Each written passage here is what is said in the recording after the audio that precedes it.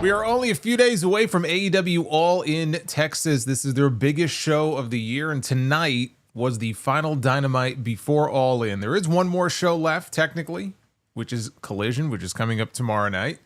It's been happening a lot lately, a lot of Thursday Collision episodes. But this go-home show is in the books, and it ended with the babyfaces standing tall, which gives me a little bit of pause as far as what we may be seeing on Saturday. Not all of the baby faces are going to be standing tall smiling when this show is over on Saturday. But there's only one baby face that really matters, and that is Hangman Adam Page, because he was in the main event tonight, as was Jon Moxley. They kept their interaction to a minimum, even though they were in the same 8-man tag team match. They, of course, are having their Texas Death Match on Saturday for the briefcase, which is really what the championship has become. We do not have an AEW World title. We have not had one since October. What we have is a championship briefcase. That is what is at stake on Saturday in Arlington. And what they did tonight on the show, I thought, was they did a decent job of giving you that last little bit of final hype for the key matches on the show. Not everything was great in terms of what they did. I can't sit here and tell you that my excitement level is any different than it was coming into the show. It really isn't. But I was looking forward to the show even before Dynamite came on the air tonight. That's the show I'm looking forward to most this weekend. That's the show I plan on covering this weekend, in addition to Evolution, is going to be All In on Saturday. And so when it came to the key matches, you're talking about the main event, Texas Death. You're talking about Omega and Okada, who were not on the show, but we got a very good video package, actually very similar to what they did on Raw Monday night with Rhea Ripley and Io Sky, except that is the main event at Evolution on Sunday, but they weren't on the show either, and we got a video package. They did the same thing with Omega and Okada tonight. Mercedes and Toni Storm, one last face-to-face confrontation in the ring, which we will talk about. The Hurt Syndicate and the tag team title situation, we'll get into that as well. We know who is entering number 2 now in the women's gauntlet match. We had MJF and Mark Briscoe, who are 1 and 2 in the men's gauntlet match. They had what they called a talky talk in the ring tonight. So we're going to talk about it all. We're going to have a little talky talk here on YouTube because this is your AEW Dynamite review. It is Wednesday, July 9th. 2025. I am the Solomonster. Every time I think of July 9th, I always think of that one episode of Raw from 2001 where we had this ECW invasion in the first half of the show. So exciting to watch. And by the time the show was over, they killed it. They formed the alliance. July 9th will always live in infamy in my head for that episode of Raw's War. Like and subscribe. Super chats are open as well. Your support is always appreciated. I already see a few coming on in here, which is awesome. I will be reading through all of them. That's what we do here on this stream. So get them on in. Hit that like button. If we hit 400 minimum likes, we will do our Be the Booker segment, which we did not do last week. So let's hit that thumbs up. As we get into what I thought on the whole was a pretty decent go-home show. Nothing blow away, but I felt like for the most part, they did what they had to do tonight. And there was some stuff to like, and there was some stuff that I didn't care for. So let's get into this opening segment here, because we had Mercedes Moné. Now, actually, before I even get into the opening segment, let me just remind everybody who is wondering what the plan is for this weekend. I will be live after All In Texas. We're going to have the full review live here on YouTube. That'll be on Saturday night. And then we have episode 920 of The Sound Off. The podcast will drop on Sunday. And then we have Evolution on Sunday night. So there's a bunch of shows coming up this weekend. I myself will be in Texas on Friday night, working House of Glory. I have HOG duties, and then flying right back to New York the next morning. So keep me in your thoughts when it comes to that flight. As long as there's no delays, then I should be here in time to watch All In, and the review should not be interrupted. But of course, you never know with these things. So I got my fingers crossed that everything goes well with my flight. I'm coming home, pretty early. I think my flight leaves at 7 in the morning on Saturday. So hopefully we'll be okay as far as that goes. Mercedes Moné. she made her entrance for the opening segment. This was a face-to-face with her opponent at All In, the AEW Women's World Champion, Timeless Toni Storm. And Mercedes was in the ring first, and she said there were two director's chairs sitting in the ring. And she said that she wanted this to be a civil conversation, and she asked Toni to come out to the ring. And instead, Toni appeared on the big screen in the back, and she was with Luther, and said only two things come from Texas. She's at least one of them. Mercedes called her a mark and told her to stop hiding and come down to the ring. So Toni speed walked down to the ring. Didn't like being called a mark, I guess. So we had all of Mercedes' many, many titles hanging from the top rope as a backdrop to what we were getting here in the ring, a backdrop to this conversation.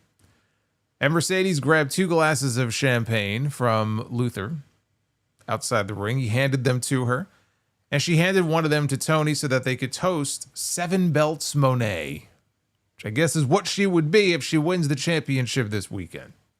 7 belts Mone. Nobody asked for that. Nobody is hoping for 7 belts Mone. Nobody who cares about the AEW women's division is hoping for 7 belts Mone. Let's put it that way. So Mercedes took a swig and she complained about the champagne being burnt. Said that it must have been frozen in the past. Is that a thing? Burnt champagne? I've never heard of that. Toni told her to cut the performative bullshit and save it for your entrance. She insulted her as a fraud with the authenticity of a spray tan in a rainstorm and the emotional depth of a kiddie pool.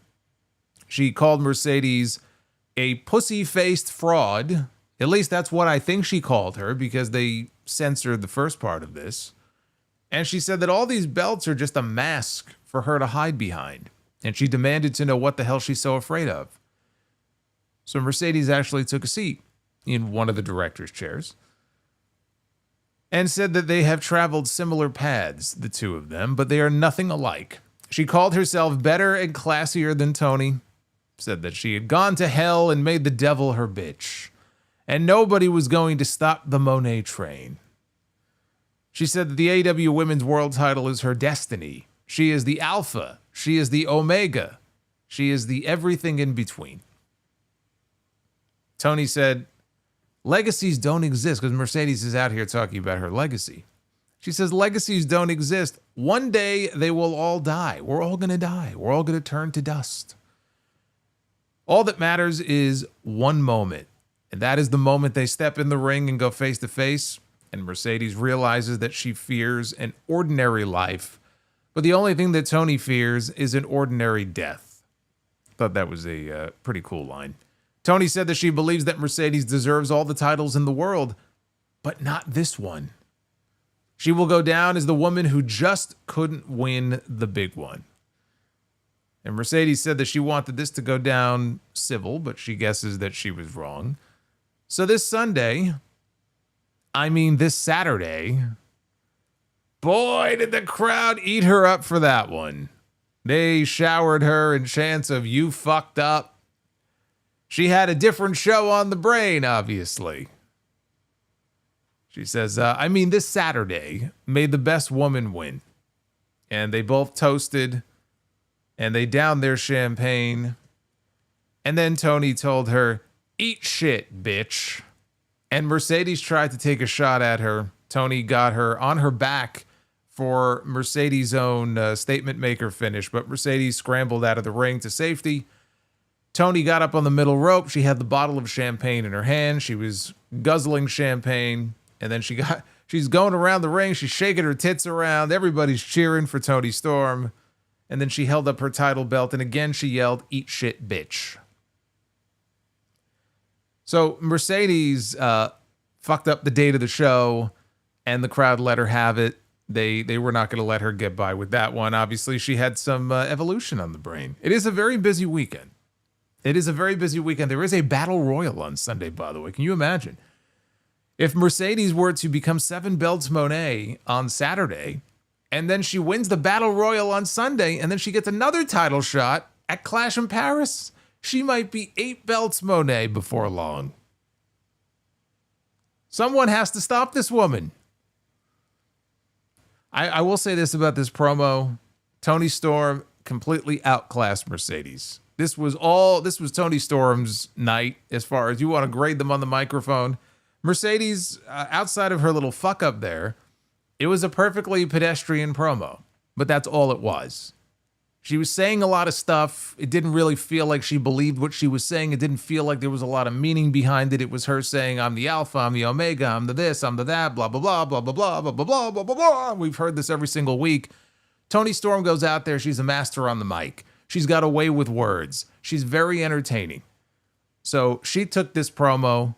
Now we head into Saturday in the championship match, and that's really what it's all about. What are they going to do? Are they going to have Mercedes win another title and remain undefeated? And if she wins the world championship, I suspect it will be some time before we see her lose an actual match. And that's the part that's troublesome because she still has the TBS title. So if the idea is to put the world title on her and not beat her for a while yet, I'm not really sure what that accomplishes. What I am expecting is the two of them to go out there and have a kick-ass match. More often than not, Mercedes has gone out there during her run in this company, and she has had great matches. Some matches are better than others, but for the most part, she's had great matches, and Toni Storm has had great matches. And when you consider the stage that they find themselves on, this is the biggest possible match in the women's division that AEW could do. So I'm looking forward to the match. I just wonder, given the outcome, whatever the outcome is going to be, where that is going to take the women's division as we head into the fall. The outcome of this match is actually going to be very important when it comes to that AEW women's division. Now, backstage, Jon Moxley cut a promo by himself on Hangman Adam Page. He said he lost their first battle in Texas Death, but that was just one fight. He said he's never lost a war of attrition, and Hangman won't be able to handle the pressure of the expectations on his back. Moxley said that whether he likes it or not, Hangman is all the way in on Saturday, and there's no turning back now. You don't want to be all the way in on Jon Moxley. I mean, to me, that just doesn't sound very pleasant. Meanwhile, outside the building, the Young Bucks were shown arriving in their ugly limousine, which we would come back to later in the show. We had Brody King and Bandito taking on Kyle Fletcher and Konosuke Takeshita, representing the Don Callis family. Don Callis joined on commentary and said that he's only speaking to Taz because he's the only one sitting at this table that has drawn money. King and Takeshita, they collide like bulls right out of the gate, just as the bell sounded, until Takeshita went for the eyes. Then he tagged in Fletcher, who was quickly mowed down and chopped in the corner. Bandito tagged in for a sliding dropkick, and King followed with a senton. Bandito wanted Takeshita because these two guys are having a Ring of Honor World Championship match on Friday. There's another show. Friday night is Ring of Honor Supercard of Honor. Bandito was in the main event defending the ROH title against Takeshita, so he wanted him. Takeshita got in the ring. They traded tilt-a-whirl attempts until Takeshita ran through Bandito with a clothesline. There was a low bridge that sent Brody outside the ring where Fletcher met him with a dive, and then Bandito followed, and then Takeshita followed, and finally King followed, because everybody dives. If one person does it, everybody's got to do it, even the big guy. So he wiped out everybody to complete the cycle. Bandito got worked over through the commercial break, but when things came back, there was a pop-up DDT that spiked Kyle Fletcher on his head. King made the hot tag. He flattened Fletcher with a black hole slam. Hit the corner cannonball for 2. Fletcher battled back with a desperation Michinoku driver into the double down. That allowed Bandito to tag in. Fletcher held Bandito in the corner for Takeshita to hit a haluva kick. And then Fletcher flew in with a kick of his own. They tried for an assisted corner powerbomb. Bandito countered out of it in midair with a super Rana. Bandito hit a frog splash on Takeshita, but Fletcher broke up the pin. So King and Fletcher, they spilled outside. King tried his cross body block he does up against the barricade. Fletcher, though, moved out of the way. Meanwhile, back inside, Bandito wanted a 21 plex. Takeshita avoided it. He pulled Bandito to the top. Bandito backflipped onto Fletcher outside, and Bandito quickly tried a tornado dive inside, but Takeshita just blasted him with a forearm shot out of midair on the way down.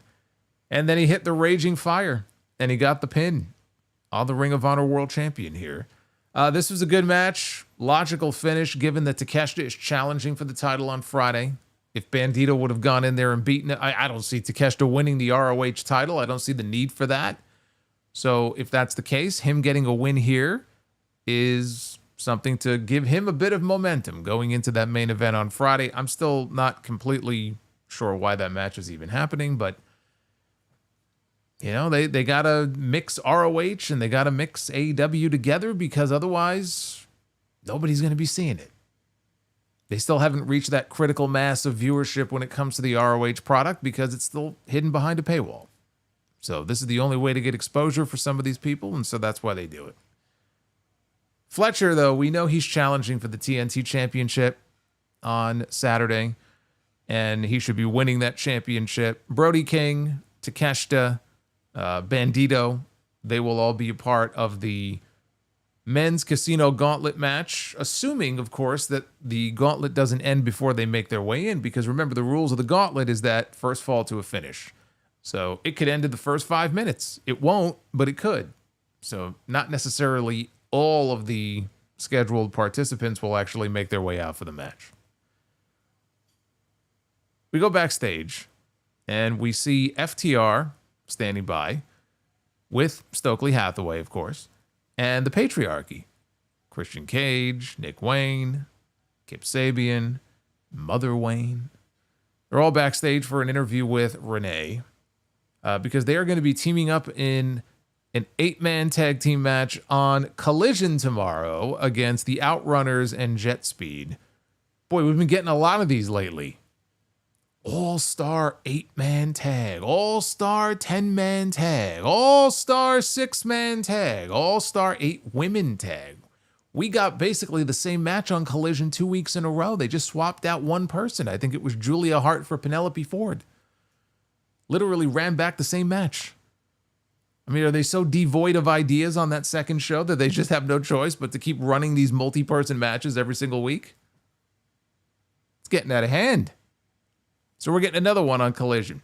Another Thursday episode of Collision, by the way. This is absolutely a test here for a permanent move to Thursdays. I don't know when it's going to happen, but I think Collision ends up on Thursdays soon enough.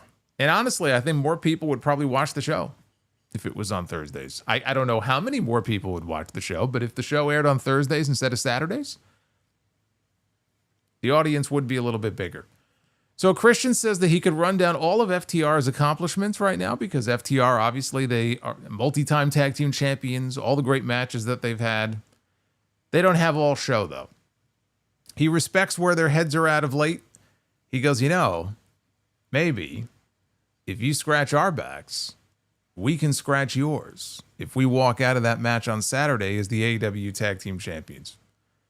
Stokely Hathaway says, you know, it's an injustice that FTR is not in that match at All In, which I agree. I don't understand why they didn't just add them to the match. I thought there was a chance they would do it tonight and turn it into a 4-way on Saturday. They didn't do that. And so instead you have Stokely here complaining about the fact that they're not in there. And the fact, you know, these guys are 10-time tag team champions, and these guys have 65 victories. And they just had another classic on Collision last week against the Outrunners. But you know what? We're not in the match.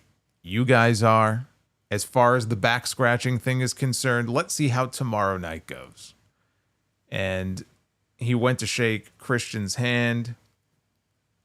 Christian didn't extend his hand back, so he physically picked up Christian's hand to shake Christian's hand. And then Stokely Hathaway and FTR, they walked off. And Christian then took his hand and wiped it. After Stokely's handshake, he wiped his hand on his shirt. You know, it's bad enough that this guy goes around insulting people's dead fathers, but he's a racist too. What a heel.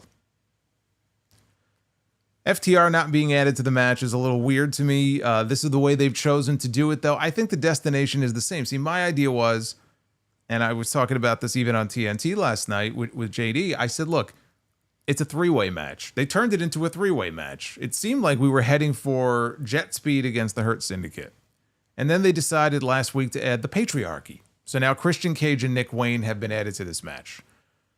Why were they added to this match? If you think about it logically, it doesn't make too much sense because the story really has been the Hurt Syndicate and Jet Speed over the last few weeks, and Jet Speed trying to prove why they deserve a shot at the titles. Christian, the last match, okay, that Christian and Nick Wayne won was, I guess, a couple of weeks ago on Collision. They beat Big Bill and Brian Keith. So I guess by virtue of that win, they were added to this match. Before that match 2 weeks ago, you would have to go all the way back to Revolution in March to find Christian having any kind of match. And that wasn't a tag match. That was when he cashed in his world title contract unsuccessfully. So he was in the match for maybe 2 minutes. It's not like he's been wrestling a lot of matches lately. But they mentioned this on commentary. They said, Christian and Nick Wayne, they're trying to become the first father-son tag team champions. I mentioned that news item from bodyslam.net a couple of weeks ago that AEW has had 2 sets of tag team titles basically sitting on a shelf that were created a year ago, that they're just waiting for the right moment to debut. One is a set of women's tag team titles. The other is what they are apparently calling intergenerational tag team titles, basically father and son tag team titles, which when I heard this idea, like I had to process what I had just read because this doesn't make any sense. Like you can't even find enough father and son teams in this company to fill all the fingers on one hand. So it just struck me as this has got to be a gimmick thing for Christian and Nick Wayne. This can't possibly be a legitimately newly created set of official AEW tag team titles because that would be fucking dumb, right? That would be very stupid. I even said if you insist on having even more belts, it would make more sense to have intergender titles, not intergenerational tag team titles. So when I heard them mention that, they're looking to become the first father and son pairing as tag team champions, that made me think of that. And I wonder if they're going to introduce some kind of a gimmick with the two of them. I don't know. But, as far as them being in this match, I still think they get to the same place. I think they get to the same place because we see the Patriarchy interacting with FTR. We see Christian interacting with FTR. Whatever is going to happen on Saturday. And actually, either way, whether or not FTR gets involved and Christian and Nick Wayne win, they don't win, all roads lead to an Adam Copeland return, very likely this weekend. Something will go sour involving the Patriarchy and FTR, even though they were being kind of nice to each other tonight. And ultimately, the destination here is Christian putting his differences with Copeland aside to become tag team partners again, and they wrestle FTR, whether it's for the titles or not. I think that's the play for Toronto at All Out in September. So that's why they've been inserted into this situation in FTR, and they did the segment they did tonight because I think it's leading in that direction. Do they need to be in this match? They don't. Yeah, they really don't, but I'm going to talk more about this in a second when we get to the Hurt Syndicate stuff and the potential outcomes of that match on Saturday. We'll get to that. We got to get to this first, though. Blake Christian. We go from one Christian to another. Blake Christian was already in the ring for his match with Ricochet. I do have to mention that Ricochet just this evening, a few hours ago, was announced as wrestling the Amazing Red in House of Glory at our big annual high-intensity show the night before SummerSlam, August 1st. Very cool. That'll be their first match, I believe, in 12 years. It's been a while since they've shared a ring together, so that's going to be a great match, but Ricochet was against Blake Christian tonight, not against the Amazing Red. Christian got an inset promo saying that he's all alone after the Gates of Agony attacked his partner Lee Johnson on Collision. Christian said that he hopes Ricochet leaves his dogs at the gate tonight so that he can kick his ass one-on-one. And Excalibur talked about Ricochet also being in the Casino Gauntlet. Right, that's where he debuted last year. So that's what he'll be doing on the show on Saturday. Christian got a hot start. He left Ricochet scrambling outside, which forced Christian to give chase, suckered him into the ring. Christian sent him back outside and followed with a twisting corkscrew dive, because everybody dives. So then we have the Gates of Agony making their way out. Bishop Khan and Toa Liona. Tonga Loa fan's going to love that. Tonga Loa fan is going to love that. He would love it if Tonga Loa was on this show. Tonga Loa should be on all the shows. Tonga Loa should be on Evolution this Sunday. Maybe he'll be in the Battle Royal. He can win, and then he can get his guaranteed title match at Clash in Paris. Bishop Khan and Toa Liona, they show up in the aisleway. That was the distraction so that Ricochet could sneak up behind Christian and throw him into the steps. That took us into the commercial break. Ricochet controlled during the break, but Christian fought back with a rolling Spanish fly for 2. Christian connected with a leaping cutter off the middle rope and a springboard 450 for another near fall. He wanted another dive because, of course, he did. But Khan and Leona tried to attack, only for Christian to use their backs as like a ramp, basically. And he walked across their backs onto the apron. Ricochet then distracted the referee, Bryce Remsburg. Was it Bryce in this match? Maybe it wasn't Bryce, whoever the referee was. But that gave the Gates of Agony a chance to squash Christian outside. And then Ricochet connected with the Spirit Gun inside. Instead of ending it right there, though, he hit Vertigo, and then he put the match away. And after the match was over, Gates of Agony hit their Open the Gates finish on Christian, where they picked him up and slammed him. And then they posed with Ricochet, even though the good Bishop forgot his position. And Ricochet had to direct traffic and say, no, stand here. Stand here. And then he went into the proper position. Blake Christian never wins anything. He just doesn't. And his matches all follow the same formula. He's talented, and they'll give him more offense than you would think that they would give him for someone who never wins any of his matches, and that was the case here. I'm just wondering, Ricochet needed help from the Gates of Agony to beat a man who never wins. What does that say about Ricochet? That he needed their assistance to beat Blake Christian, of all people. I like the pairing, though. I like the pairing. Ricochet's been searching for a crew for many weeks now. This gives him some muscle behind him.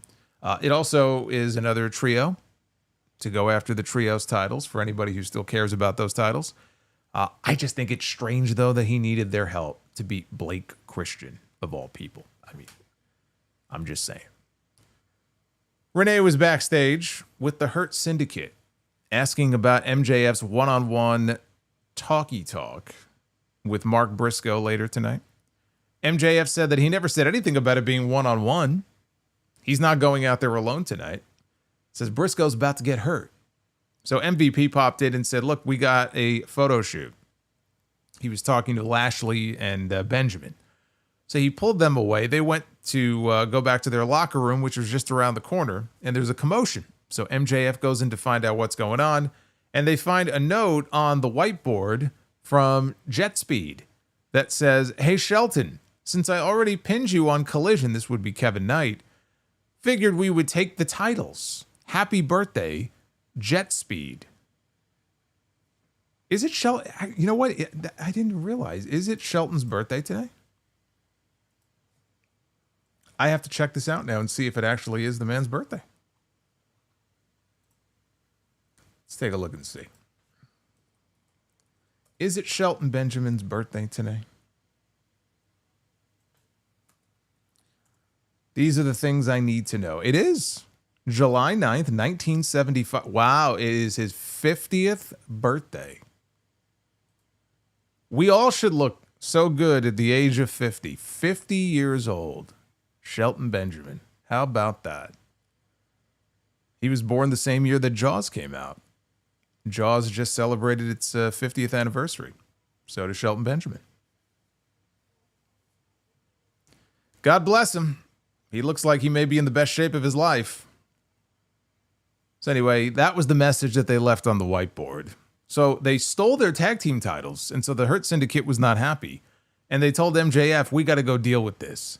And MJF realized that that means he's going to be all alone now for his little talky talk that he was about to have with Mark Briscoe. We got an excellent video package for the Kenny Omega. Power of Valhalla. Oh, wait a minute. It's vintage. We must wait. Coal-Tar. We must wait and acknowledge the man himself. Coal-Tar is with us here tonight. Fire Panda with a $51 Coal-Tar super chat. Maybe Coal-Tar will be in the Casino Gauntlet on Saturday. Thank you, Fire Panda. I appreciate you. We got an excellent video package for the Kenny Omega Kazuchika Okada match at All In, winner take all. In the video here, they showed highlights of all of their New Japan matches, as well as their run-in so far in AEW. Footage of Don Callis betraying Omega in that steel cage match, going back a ways. Callis in the video said that he will wipe Omega from the AEW history books. Okada felt great seeing Omega's blood. Omega said Okada will get a different Kenny Omega at All In, while Okada said that he will hurt Kenny, maybe even kill him. This is what he said. He said he might kill Kenny Omega. You know, the Kazuchika Okada that we have seen so far here in AEW doesn't really seem to have enough energy to kill a fly. So if we can get that version of Kenny of Kazuchika Okada who can actually kill a man this week, and then we'll be good. We'll be in good business here because we'll get the Okada of old. That's what I'm banking on in this match. That's what I'm looking forward to. I want him to dig down deep. I want him to grab that key and just unlock that crate and let him out. Let out the Okada that I know is buried deep within. If there was one match that we would see him back for in full form, it's this match on Saturday. This is the match that Kenny Omega and Kazuchika Okada were supposed to have at Wembley. Previously, Kenny was hurt. It didn't happen, so now we're getting it in Texas. This is the match that Tony Khan had in mind the moment he brought this man into this company. So looking forward to it. That's actually the match I'm looking most forward to. Even though we've already seen it before, it is the match I personally am most looking forward to. And this video here was excellent, I will say. So then it was time for the talky talk. In the ring with Mark Briscoe and MJ. My God, I feel like I'm reading a bedtime story to a 3-year-old. They're in the ring. MJF mocks the crowd by saying, "Howdy, y'all. I hope Briscoe doesn't mosey all the way down to All In because he'll dog walk him." MJF said stepping in the ring with him is about as ignorant as throwing rocks at a man with a machine gun. It's an old Roddy Piper line. Telling the hillbilly here to take a walkie-walk back to his meth lab in Dumpster Fire, Delaware to feed all 95 of his inbred children. Mark Briscoe does have a lot of children. I've actually lost count of how many kids he has now. I think I want to say 7 or 8. I'm sure there'll be more. They'll hit double digits. He's gonna have a Stu Hart family. They're gonna have like 13, 14 kids by the time it's all said and done. Briscoe said that what MJF needs is a good old country ass whooping, and it's gonna happen at All In. Briscoe is proud to be a redneck. He's working hard for every dollar that he puts in his pocket. MJF is wearing his dumbass suit and his scarf that probably cost more than Briscoe's entire wardrobe. MJF might have money, but the good Lord has blessed Briscoe with family and friends, which MJF is bankrupt in. It says the word of the day, folks, is bankrupt, as MJF is morally bankrupt and has no soul. Well, then The Rock is definitely not interested. Briscoe sees right through MJF, and he knows what he's about to do. He's about to talk some dumb shit about his brother to get him all riled up, but Briscoe has been preparing all week for it. So he tells him, go ahead, do your thing, lay it on me. MJF said, I would never say anything bad about your brother. Your brother is going to go down as one of the best wrestlers of all time, one of the greatest people to ever set foot inside a wrestling ring. Maze says, I looked it up. Mark Briscoe has 8 children, and he has a 9th on the way.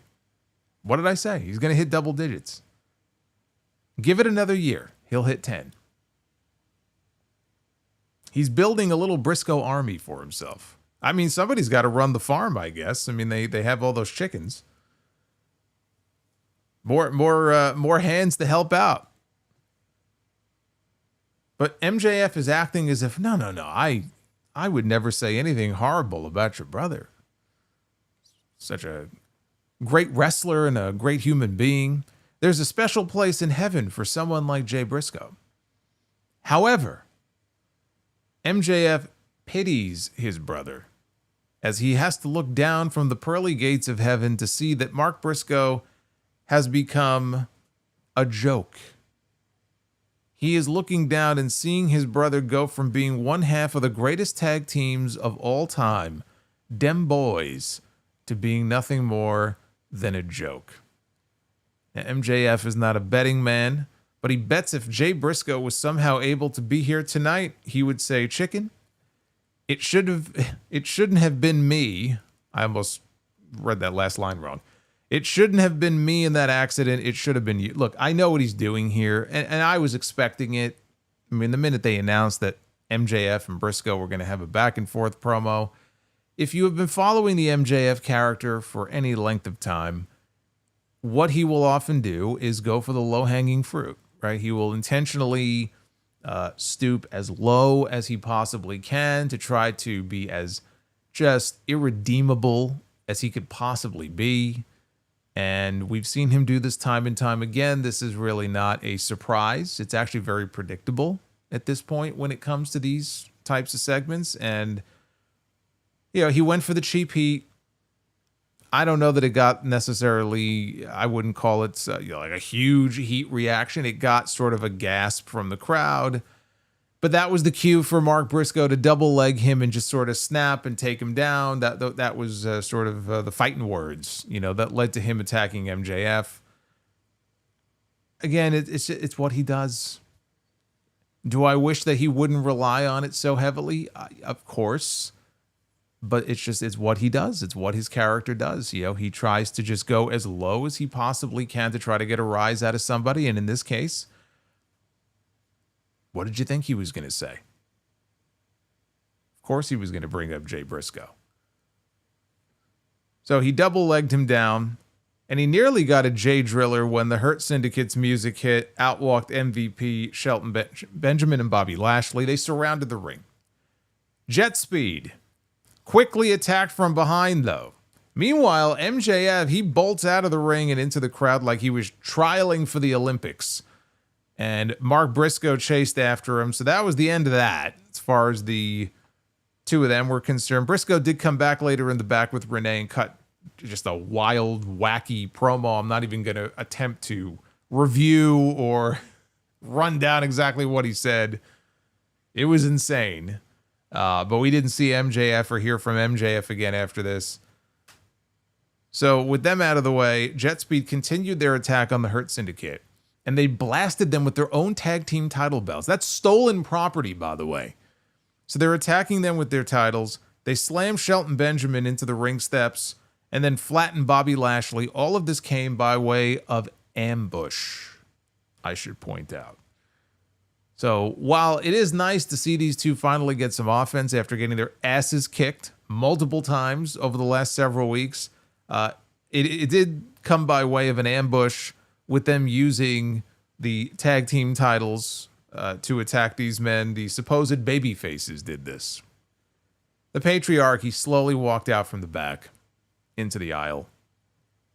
Christian Cage and Kip Sabian, they slammed Lashley and MVP up against the barricade. Nick Wayne joined Christian, and each of them delivered a concerto to Bobby Lashley's knee. Twice they did this. Back in the ring, Benjamin ate a roundhouse kick from Speedball Mike Bailey, and Knight followed with his twisting UFO splash off the top. Jet Speed and the Patriarchy, they stared each other down as the announcer said the tag team title match at All In now looks like a toss-up. It has moved into the toss-up column. So what happened here? The patriarchy being in this match, does it really make a lot of sense? It doesn't make a lot of sense. It would have made more sense to just pick one team, as they seemingly had done with Speedball and Kevin Knight. Whatever you want to say about the build-up, which has not been great, that was the match that they were building to for the pay-per-view. Now, obviously, what they're trying to do also is get as many people on the show as possible. That's the whole point of having the gauntlets, and in this case, they wanted to get Christian and Nick Wayne on the show, FTR. You know what? We have one more show left.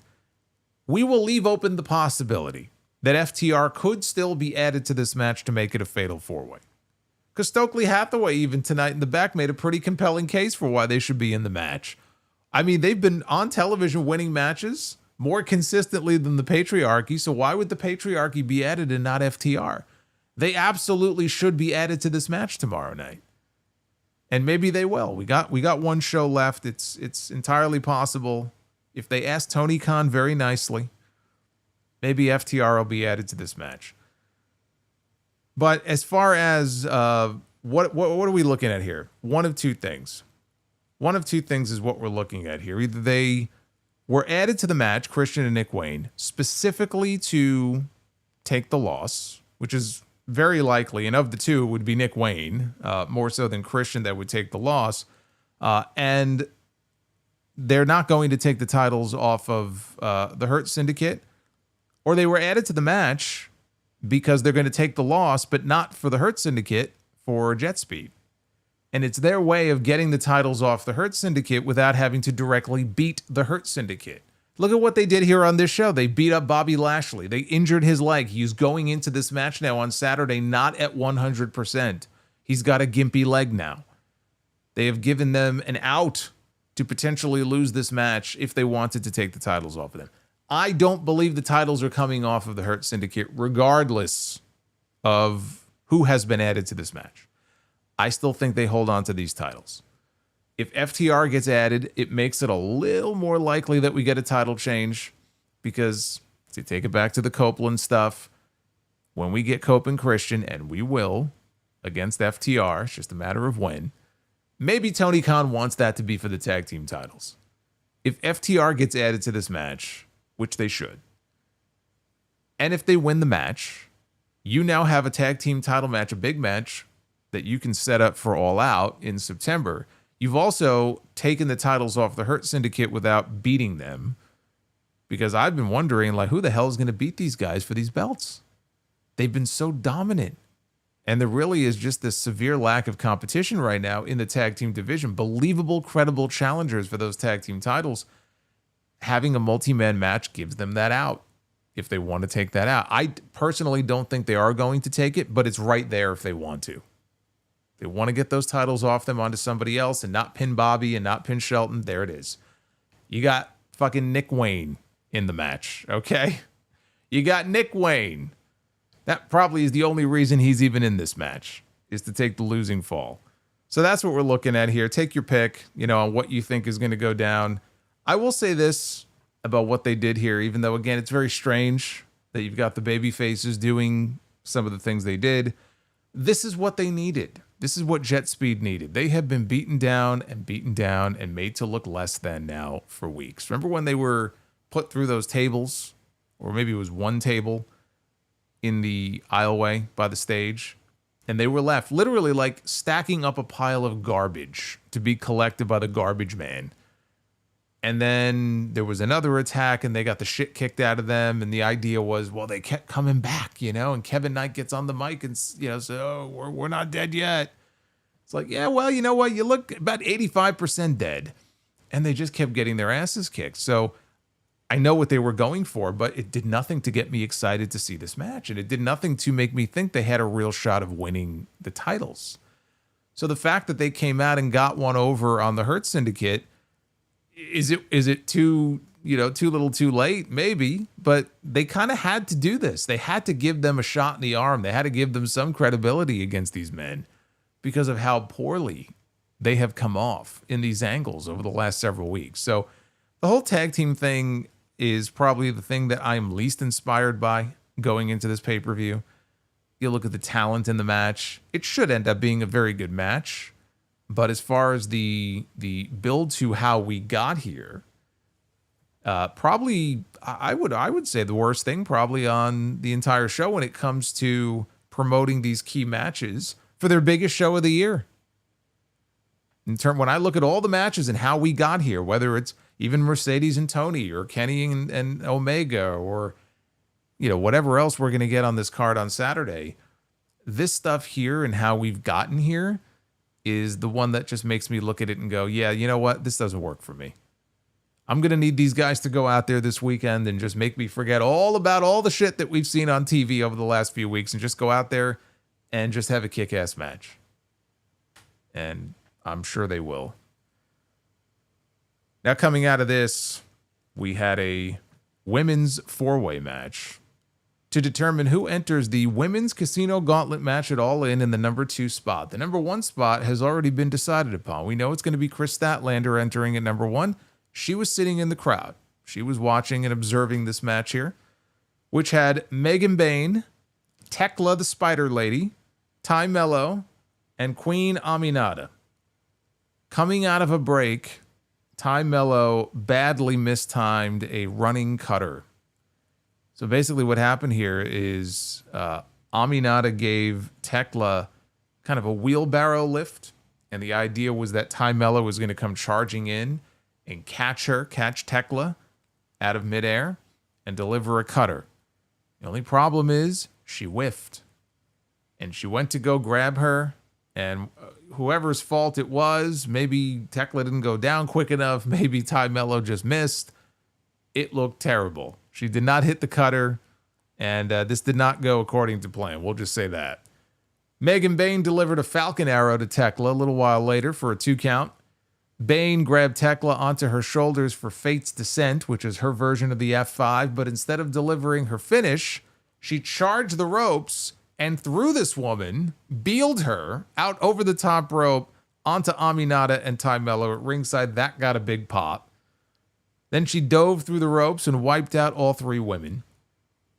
Melo got Bayne on her back a little while later and then flipped her over into the knee strike like a GTS, but Bayne rolled to the floor before she can make the cover. So now Anna Jay and Penelope Ford appear at ringside, and they're brawling on the floor. Or maybe they were out there the entire time. Actually, I think they were already out there, but they started brawling outside on the floor. Bayne then landed a running sit-out powerbomb on Queen Aminata, and she got the pin to earn the number 2 spot in the Casino Gauntlet match on Saturday. I thought they might give the win here to Thekla because she's the new girl, but that works. Megan Bayne winning works. It works because Megan Bayne is my pick to win the women's gauntlet on Saturday. And I said this in my predictions. If Toni Storm retains her title, I have Megan Bayne winning the gauntlet. If Mercedes wins the championship, I'm going with Willow Nightingale to win the gauntlet. So those are my picks for the match on Saturday. After the break, Renee was in the back. She was about to interview Thekla when Aminata ran in to attack her, and the 2 women had to be separated. Even in this match here, in this 4-way, they had a thing going on between the 2 of them where they were really kind of going in hard on each other. So it looks like they're going to keep this thing going here. A decent women's mid-card feud. I have no issue with that. Aminata is somebody who's been around for a while, has not really gotten a lot of exposure. So if this, gives her a chance to get more television time and to establish herself more on TV, a new face that we don't really get to see a lot of as compared to the bigger names, then that's great. That's great because there's a lot of people right now sitting at home on the bench doing nothing for whatever reason. And a lot of it has to do with the fact that Toni has certain people slotted into, positions on these shows. The women do not get nearly as much airtime as the men do to begin with. And so you end up with a bunch of people that we don't get to see a whole lot of. So giving some of the newer faces more screen time is not a bad thing. Aminata is not a bad wrestler. So getting her in a feud with Thekla is fine. I don't know that they're going to be doing anything on the card from a singles, like a pre-show singles match. My guess is they'll just, they'll end up in the women's Casino Gauntlet would be my guess. We had Samoa Joe, or as Scott Steiner would say, Smo Joe, one-on-one with Wheeler Yuta. What the fuck is going on with this guy's hair? What is he going for here? It's like Tom Hanks after he was discovered at sea. Could someone get this man a haircut, please? I don't know what he's going for. Yuta raked the eyes to escape a muscle buster attempt, followed by a missile drop kick, then a dive to the outside. Quickly back inside, Yuta connects on a flying elbow. Joe, though, kicks out of one. Yuta hit a spinning arm breaker out of the corner, sank in a Kimura. But what do you think would happen if Wheeler Yuta tried to apply the Kimura to Brock Lesnar? What do you think would happen? I'd kind of like to see that. So it didn't work out here too well for him either. Joe got back to his feet. He hit the Manhattan drop, big boot, senton combo before hitting a snap power slam for a 2 count. Yuta pulled Bryce Remsburg in front of him to get the eye poke, and then he tried a skin the cat German suplex, but instead he got an O'Connor roll, which Joe easily kicked free from, and then Yuta landed right in the coquina clutch for the quick submission. After the match, Gabe Kidd ran out from the crowd. He attacked Joe from behind, laid him out before Powerhouse Hobbs and Katsuyori Shibata sprinted out to the ring. Kidd and Yuta then escaped. I said this previously on Collision, this past Collision. There was a segment in the back where Claudio was with Yuta. And he was being hounded by the cameraman for comment on what had just happened. And he threw out the challenge to the Ops for a trios title match at All In. And I was wondering, okay, well, you got Yuta and you got Claudio, but they need a third man. I don't know that Pac is ready to come back. I mean, that ankle injury was pretty gnarly. And that was only in April, right? That was after, I think, the Dynamite after Dynasty, I think, is when he got hurt. So that would have been mid-April, probably too soon for a Pac return. And then I said, well, maybe Gabe Kidd. Gabe Kidd is basically aligned with the Death Riders now. If they need somebody to plug into that spot, he would make sense. And then I raised the issue of Hook, who I think is going to, when that match happens, going to cost the Ops the trios titles. Because there's something going on there with Hook. Even when we saw Hook make that cameo at Anarchy in the Arena, he came out to provide the assist, but he didn't look very happy with the Ops. And then he just walked to the back, right? We haven't seen him since because he's been recovering from a concussion. So if he's about ready to come back, I could absolutely see him getting involved in some way and costing them the championships. I just couldn't imagine him being the third man on the Death Riders because that means he would be joining the Death Riders, and I don't want anybody to join the Death Riders. I don't want more Death Riders members. I want less. I don't want to add new people to the Death Riders. I want to do just the opposite. I want to start picking them off one by one. But they did not make the announcement of a trios title match. So I don't know what's going on. Unless I missed it, I don't think they made the match official. You sort of watch what they did here and it would lead you to believe that, okay, Gabe Kidd is going to join with them. This is going to be the match.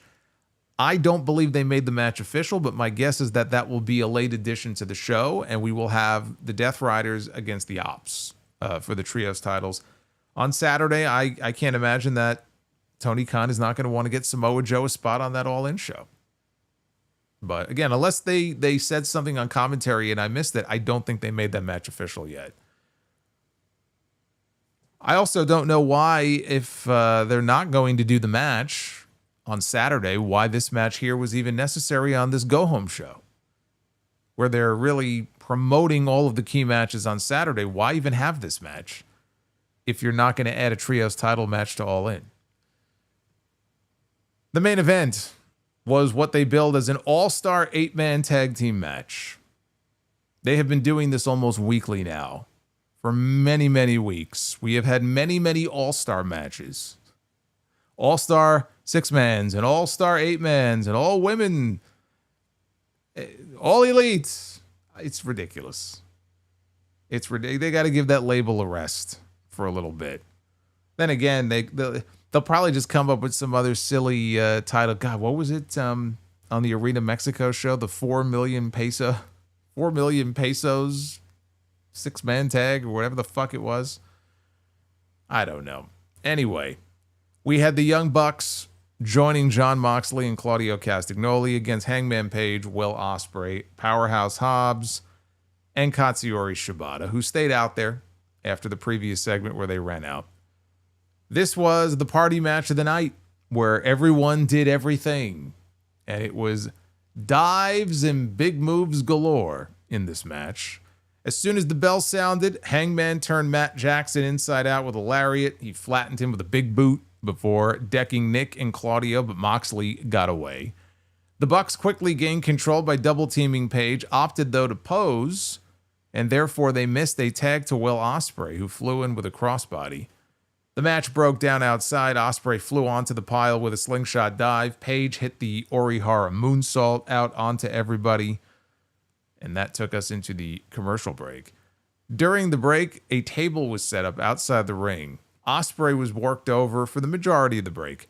Claudio went for a corner charge. He missed. He posted himself, shoulder first. Moxley, though, tagged in. He was met with a snap suplex, which allowed Hangman to make the hot tag. Moxley quickly bailed, tagged Matt Jackson back in.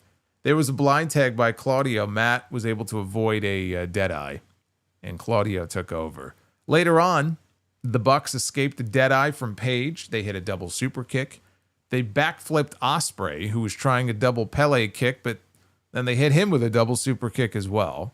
Hobbs no-sold the double super kick at first, but he didn't no-sell the second one, and he fell backwards into the arms of Jon Moxley and Claudio outside, who then powerbombed him through that table that I mentioned was set up outside earlier. Shibata was left all alone in the ring with the Bucks, who hit the EVP trigger, which allowed Moxley to tag in, and he hit a neutralizer, or Claudio hit a neutralizer, and Moxley applied the Bulldog choke for the quick ref stoppage. Maybe a little too quick. After the match was over, this is where the chaos ensued. Hangman runs into the ring. He gets a few punches in before Wheeler Yuta and Gabe Kidd hit the ring, and Marina Shafir, she hands a chain to Jon Moxley, who wraps it around Hangman's throat. Ospreay tried to make the save. He got beaten down for his efforts. The Bucks and the Death Riders, they stood tall as Shafir handed the Bucks a pair of plastic bags, while Ospreay and Page were being held on their knees. So they're going to suffocate these two men. We are going to see not one but two instances here of attempted murder. When all of a sudden on the big screen, we cut to outside the arena, we presume outside the arena, and we see Swerve Strickland, who was conspicuous by his absence here. He was not part of any of this stuff, and he was not out here to make the save. He's sitting outside in some sort of truck. And he's sitting there. And actually, he was sitting in one of those dirt diggers that they use for construction. So he's sitting in this machine. He's cutting a promo on the Young Bucks. He's not even looking at the camera. He's looking straight ahead. He's cutting a promo on the Bucks, how what they've done this year has been just out of control. So he's taking some of it back, leaving the rest, of course, for Ospreay and himself on Saturday at All In. Because this is how vengeance goes. And they pull back, and we see him using the dirt digger to repeatedly crush the ugly limousine that the Bucks arrived in that says Founding Fathers on the side on the doors. And he uses the giant claw multiple times to come down and smash and flatten the top part of the limousine. So in the arena, the Bucks, of course, they drop the plastic bags. They leave the ring. They head to the back. Samoa Joe runs in. He makes the save now. Ospreay hits a huge dive out onto the Death Riders, which was completely unnecessary. This close to the pay-per-view, the match is already over. This guy's out here doing dives. Out onto the floor. Why take the risk? Why take the risk in this situation? Strickland climbed out of the dirt digger. We go back outside. He climbs out. He flips off the camera, goes, "Whose house?" and walks off. Page, meanwhile, was about ready to lay out Moxley in the ring with a buckshot lariat. and he springboarded into the ring. Claudio, at the very last possible second, takes the bullet for Jon Moxley. So now Hangman and Moxley are standing face to face. And we have a little bit of a stare down going on until Paige got tossed the chain. And this caused Marina Shafir to grab Jon Moxley and pull him out of the ring to safety. The Death Riders retreat with Paige, Ospreay, and the Ops all standing tall. But wait, we're not done yet. Cut to the outside, and the Bucks are frantically heading over to check on their hideous limousine, asking, how are we going to financially recover from this? Now, correct me if I'm wrong. When they were showing us those vignettes last week of them when they were in California, where their old home used to be, their school, their elementary school, right? They were riding in the limo and they were talking about how Tony Khan paid for all this. Wouldn't the limousine be a part of that, or were they just referring to the shopping spree that they went on, where they bought all those sneakers? Because I thought they indicated Tony Khan, he paid for all of this. So if that's the case, then Tony Khan should actually be the one who's upset here. He should be the one upset at Swerve for the damage that he just did to this limousine that these guys didn't pay for. The limousine, by the way, was also now tipped over onto its side. Prince Nana walks in, and and this is all in the parking lot. He walks in and he's got his coffee in his hand and he's laughing at the Bucks. And they turn around. This was all just it was a swerve. It was a distraction. It was running distraction. Because then the Bucks turn around and Swerve leaped. It was some kind of platform. Maybe it was a forklift, whatever it was. And he jumped off with a double swerve stomp to the Bucks on the pavement, which did not look great, but that was the visual they were going for. And Swerve walks off laughing, says he found the fathers. You get it? He found the fathers. So Swerve walks off with Prince Nana back into the arena. On stage, he meets Will Ospreay. They embrace. They're all smiles as they go off the air. I suspect it will not be all smiles for the baby faces on Saturday. Really, what this was here was a form of 50-50 booking, really, because they allowed Moxley to win the match. So he got the win, but in the end, it was the baby faces who had all the momentum and they were left standing tall. Moxley did all he could in this match to avoid having to be in the ring for very long with Hangman. They kept their interaction to a minimum, as they should have, because you want to save the match for Saturday. Don't give too much away here on this show. So they kept their interaction to a minimum. And look, I thought that it was a hot angle to close the show. You had a lot going on, probably too much going on, but you had a lot going on here. But in the end, it was Swerve and Ospreay smiling, Hangman standing there, chain around his neck, the Ops standing tall. As I said before, if we get a trios title match, I do believe the Ops are going to be screwed out of those titles. The Young Bucks are wrestling Swerve and Ospreay. They're putting their EVP titles on the line. If the babyfaces don't win, then by the rules of the match, they will not be allowed to challenge for the AEW World title for the next year. And I do believe that the Young Bucks are going to win. And so neither of the two baby faces are going to be eligible to compete for the World Championship unless, Swerve turns heel on Ospreay because he blames Ospreay because it was his idea to add the dumb stipulation in the first place. And if the Gauntlet hasn't happened yet, imagine then if Swerve comes back out during the Gauntlet. He beats up Blake Christian and takes a spot in the Gauntlet and wins the Gauntlet, and that's his workaround. Now he can get a title shot anytime in the next year. Floated that idea last night. I said, hey, you want to think outside the box a little bit, that'd be one way around the stipulation. Will Ospreay would still be fucked. He still wouldn't be able to challenge for the title until next year, but that could be Swerve's little workaround to that. The pay-per-view is at 3 o'clock Eastern time in the afternoon on Saturday. I assume part of it was that the Wembley shows, because of the time zone difference, were always earlier in the afternoon, and so maybe they didn't want to break from tradition. But also, I'm expecting a very long show. I'm expecting this to be every bit of a 5-hour show. Not counting the pre-show. Every bit of a 5-hour show would be my guess. Like, this show will probably first be ending when Saturday night's main event goes on the air on NBC. So the earlier it is in the afternoon, the better off, because if it's going to be a super long show, I'd much rather it go from 3 to 8 than from, 8 to 12, 8 to 1. We've had pay-per-views that the main event is first coming out at a quarter to midnight, right? We don't need that shit. So just be aware of that. 3 o'clock Eastern time, I think, is the main card start time. Pre-show, yeah, maybe with the pre-show, it starts at 1-ish. I could see them having a 2-hour pre-show. So as far as scheduling is concerned, just be aware of that. I will be live after the show, as long as my flight gets me in on time and I get back from Texas to watch the Texas show.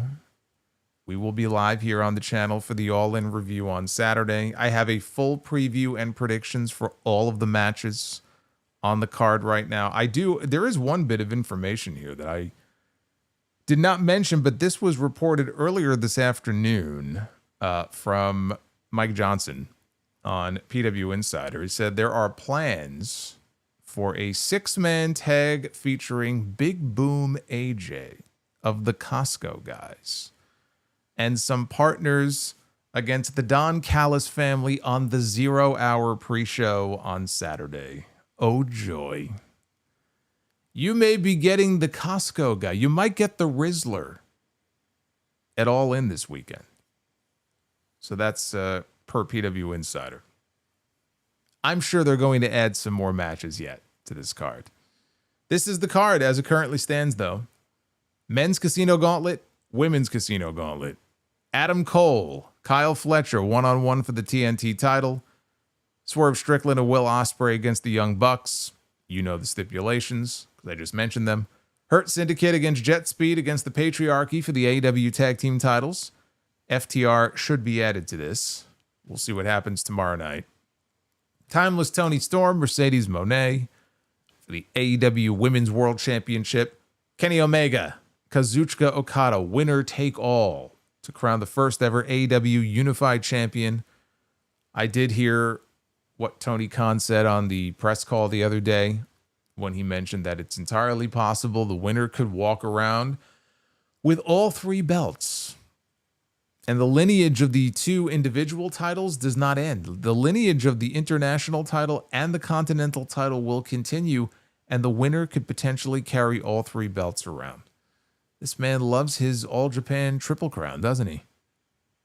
The one thing I just don't understand, why go through the hassle and the expense and the effort to create another belt if you're just going to do that? I don't understand it. Just let them carry the 2 belts around then if that's the case.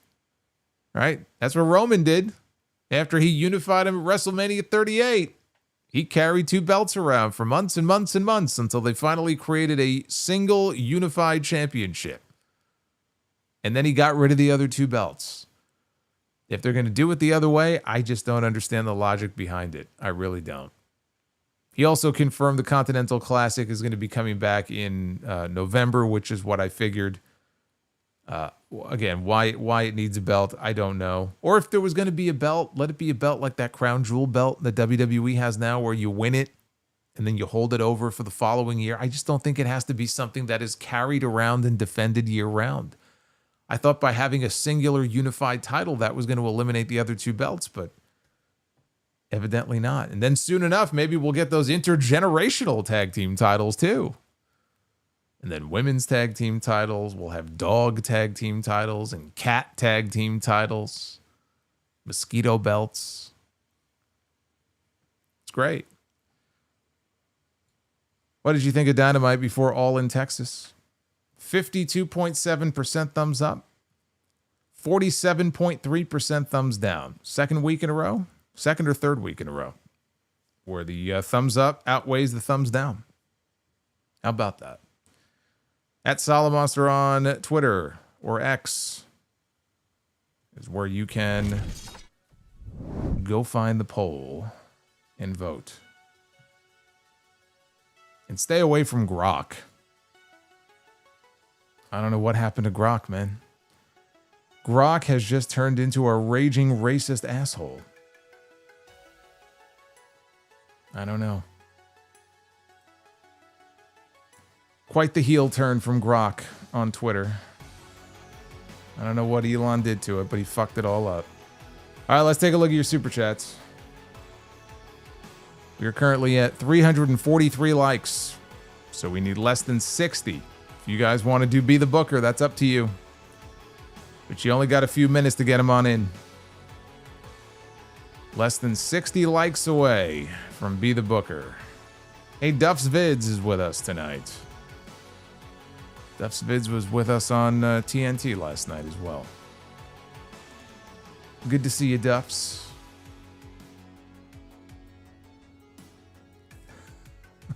I see most people don't even know what Grok is. Good. Better off not knowing. Grok is the AI assist, the official AI assistant on X. People ask it questions. I see it every fucking thread. Doesn't matter what like the tweet is about. Hey Grok, what does this mean? Because people can't think for themselves anymore. They get lazier and lazier. Grok, what does this mean? And then it responds. It's AI, and it responds, and it gives you information and context to certain things. And so I guess he didn't like the answers that Grok was giving, so he apparently tweaked the AI, and now it has completely just gone off the rails.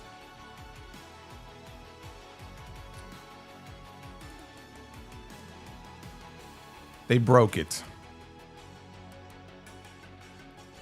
Not that I ever used it, but everybody else does. It's kind of annoying, actually. Yeah.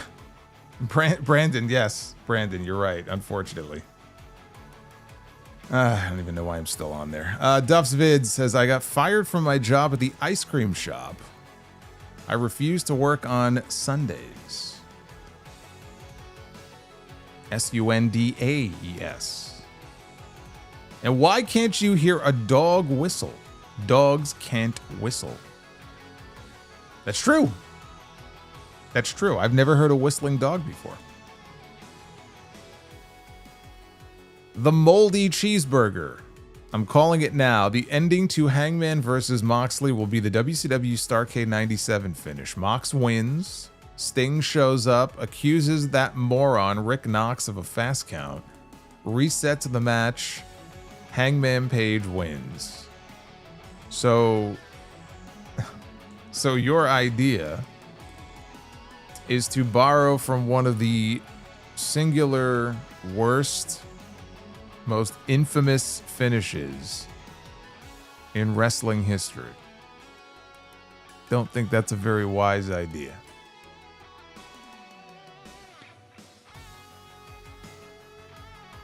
Wouldn't it make more sense for it to be Darby anyway, if they were going to do something like that? I mean, I get the Sting connection, but I mean, it's really should be Darby. Terrible Dried Chicken says Mark Briscoe is a national treasure. Defined Real, $10 super chat. Thank you, brother. Spent all day at the DMV from 7:30 to 3 p.m., but had my favorite podcaster in my ear the whole time. I just wanted to say thank you for being with me in there. Well, you're very welcome. The DMV sucks. So it's kind of hard to be happy about anything when it comes to the DMV. So if I was able to help you pass those many boring hours, you are very welcome. Terrible Dried Chicken, AEW All In is like pure country barbecue cookout. NXT Great American Bash is like a college tailgating cookout. Saturday night's main event and Evolution is like added raisins in the potato salad. Why would you put raisins in the potato salad? I don't have potato salad anyway. I'm more of a macaroni salad guy myself. Ed, does MJF's cheap heat actually matter anymore, he says. The J reference felt so forced tonight. Yeah, I mean, it's just kind of like played out with me, honestly. You see it coming. It's kind of predictable. It didn't offend me or anything like that because I'm sure they had fun putting that whole segment together. These two guys wanted to work with each other. You know, there was a whole report about MJF wanting to work with Mark Briscoe. Anything that was said out there was absolutely, you know, planned out by both guys. And so it's not a case where, oh, he overstepped his bounds or anything like that. He didn't overstep anything, but it's all up to a matter of personal taste. I don't think it's anything that's really necessary, but they felt like it was for that segment because he's trying to get under Mark's skin. You know, and now Mark is all crazy and he wants to get his hands on MJF, so that was why they did it. He wanted to get personal with the guy. Hey, D Gibbs, what's going on, man? Tech Nation says that may get Solo invited to the cookout. Am I invited to the cookout? I don't know. I don't want to invite myself. I have to be invited to the cookout. I think I would get along with everybody at the cookout myself.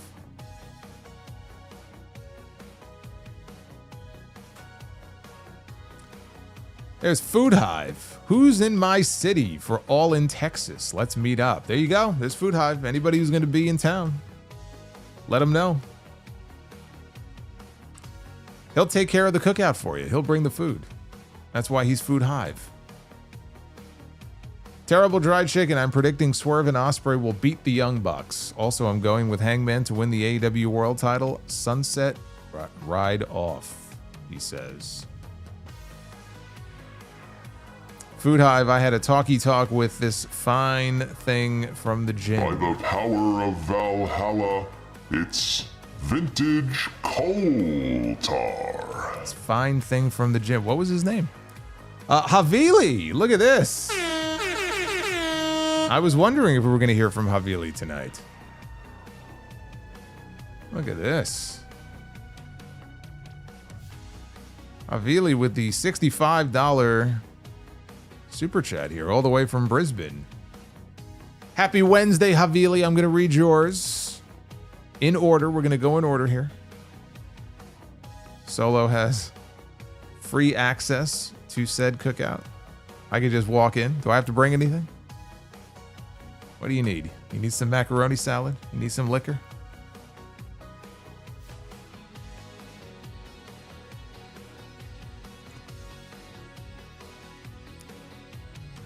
We have Terrible Dried Chicken. Be warned, Solomonster. AEW could be tempted to keep the title on Moxley. Everybody in the chat, let's hope and pray they resist those temptations.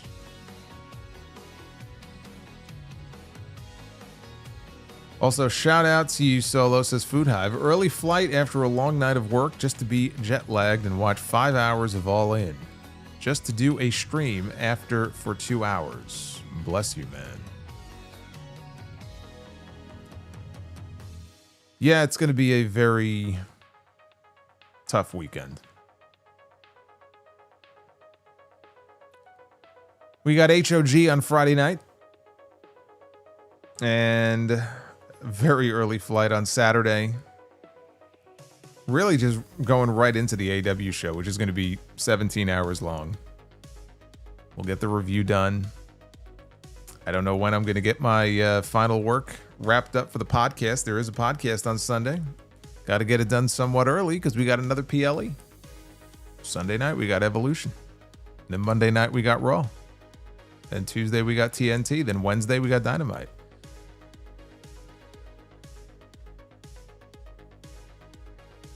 The train goes on. So if you guys get stuck at the DMV, you know you'll have plenty of content. Mr. Rod, if Toni has any brains, he'll pull the trigger and put the belt on Hangman. If not, he should never be forgiven. Food High, Britt Baker wins the gauntlet. Book it. She could pop up in the gauntlet, but she ain't winning the gauntlet. Capone, the gamer. Darby wins the gauntlet. Moxley beats Hangman. Darby cashes in with Sting's help for Storytale ending. So this Moxley run ends with the babyface taking a cheap win via Money in the Bank cash in at the end of the show. Is that really a fairy tale ending? Sounds like a cheap ending to me. Randy Bobandy, thank you for the $9.99. Appreciate that very much. Mikey Too Cool, thank you for the membership. Love my channel members here. You guys are awesome. All the skulls, regardless of what color the skull is. If I see a skull in the chat or a badge, I know those guys are the real deal. Terrible Dried Chicken, less is more. AEW, fuck this. Hold my beer. Bender McSimpson.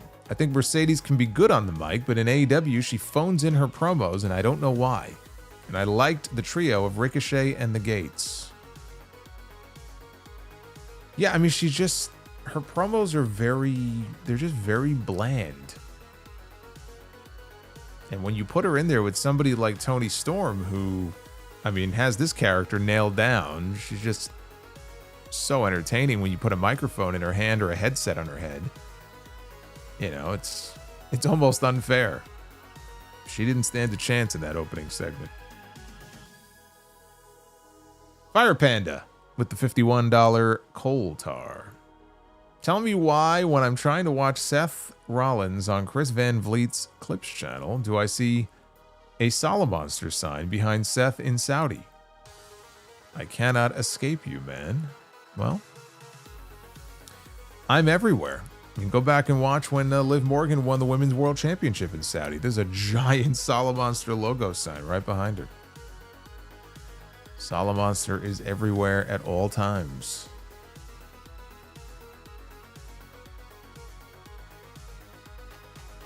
And if he's listening, by the way, shout out to Joe, who I met today. So if he hears this, he'll know.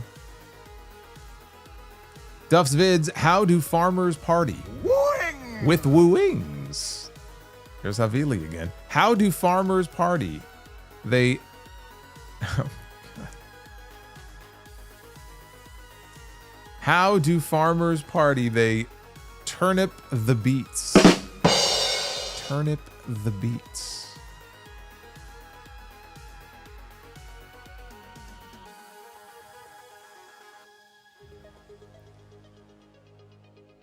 Terrible Dried Chicken. If only MJF said, who cares about dumb old Texas? Patrick Starr. Duff's Vids. How do you steal a coat? You jacket.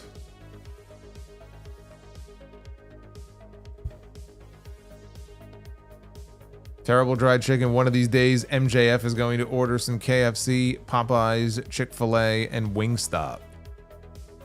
Just send it over to Mark Briscoe's farm. Real heat. Oh God, now I have that Wingstop commercial song in my fucking head again. They know better. They know better. Still scarred by that. Duff's Vids, what kind of pants do psychics wear? Paranormal pants.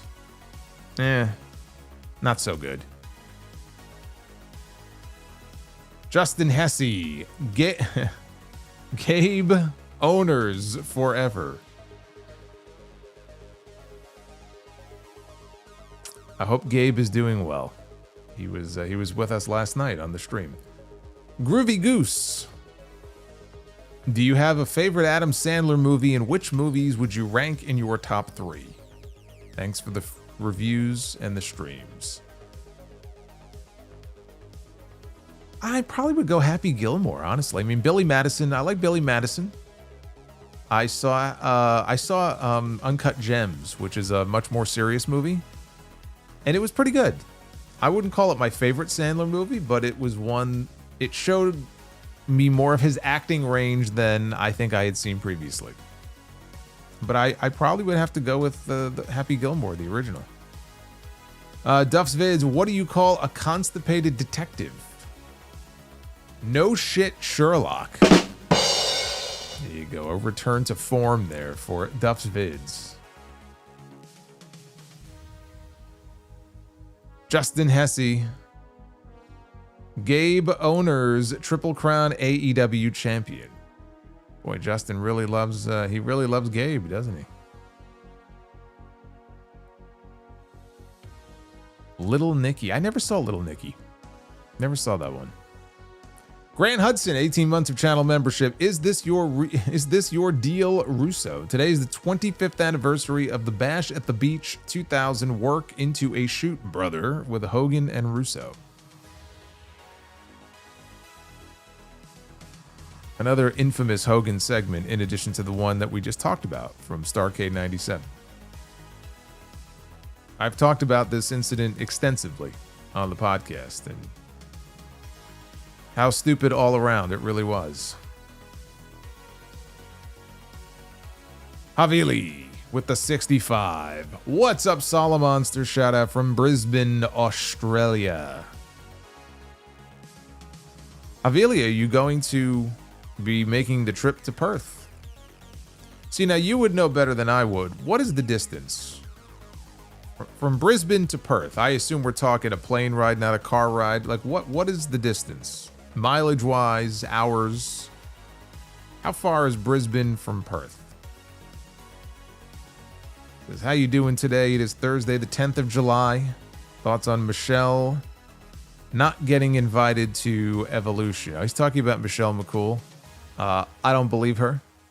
I don't believe that she wasn't invited. I think she'll pop up in the Battle Royal. There was a post on Facebook saying that Randy Orton is the COVID killer. Okay. I'm not sure what that's supposed to mean. Thank you, Havili.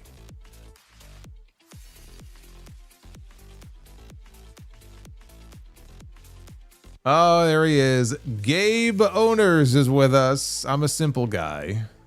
I see Solo. I send a super chat. Thank you, Gabe. You're always welcome here. The Juliet. Tony Khan likes people with multiple belts as much as he likes interim titles. Yes. Base Beerus, thank you for the 2. Havili again with a $13 super chat. Do you remember that couple of weeks ago that I asked you and JD about Shawn and Booker T was the original option for the Battle of the Billionaires at WrestleMania 23? The reason it didn't happen was because Triple H got injured.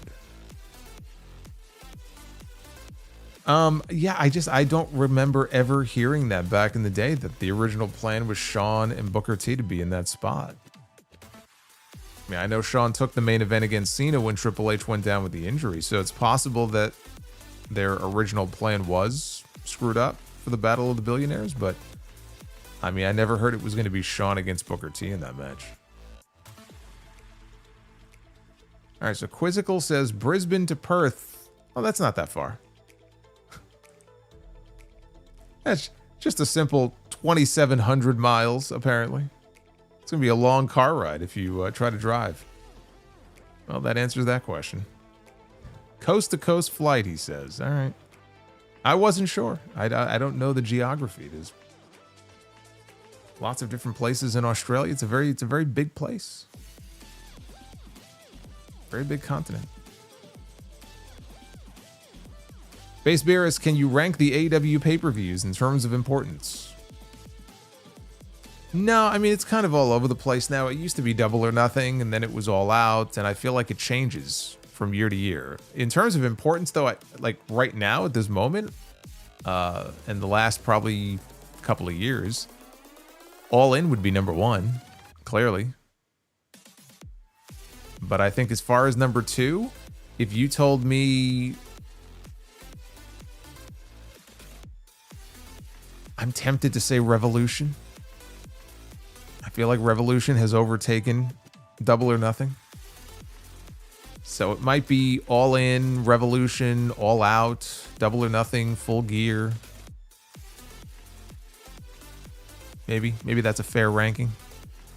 Dynasty and World's End, I don't even rank those.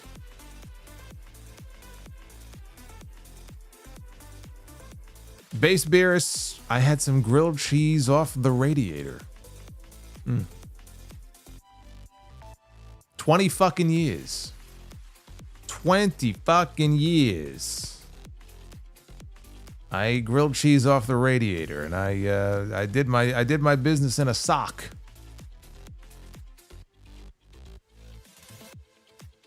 I guess some people listening to this going, "What the fuck is he talking about?" It's the great Phil Leotardo.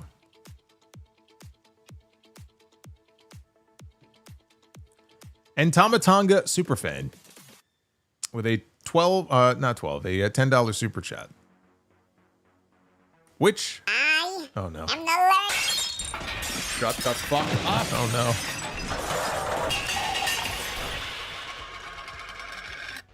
Fuck that tree.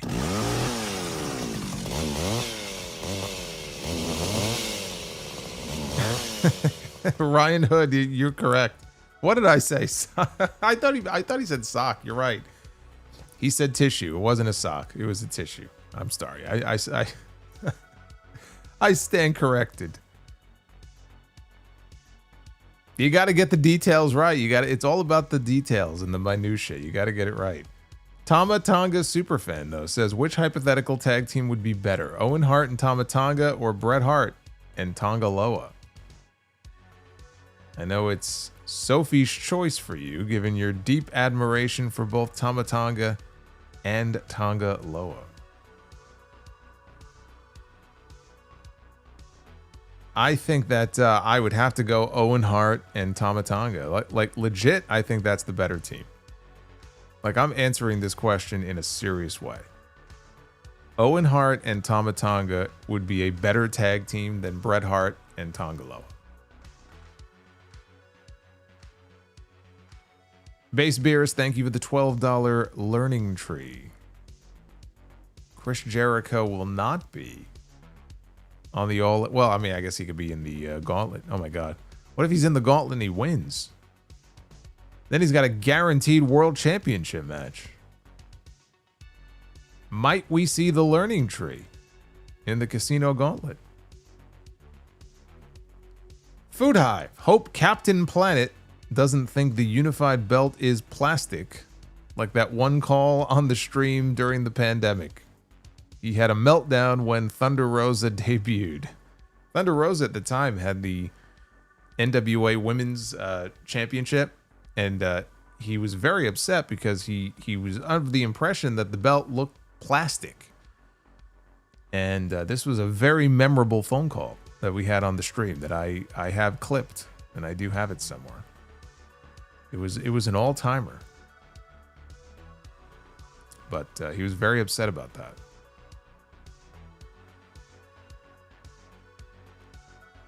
And Havili with another $6 super chat. I meant that every time Randy Orton faces someone, he takes them out. They leave WWE, and in a couple of months or a year, they join AEW. For example, Edge, Big Show, and Matt Hardy. Yes, I didn't get the COVID killer reference, unless it was referencing all the people that basically were RKO'd out of the company during COVID, I guess. Is that the idea behind it?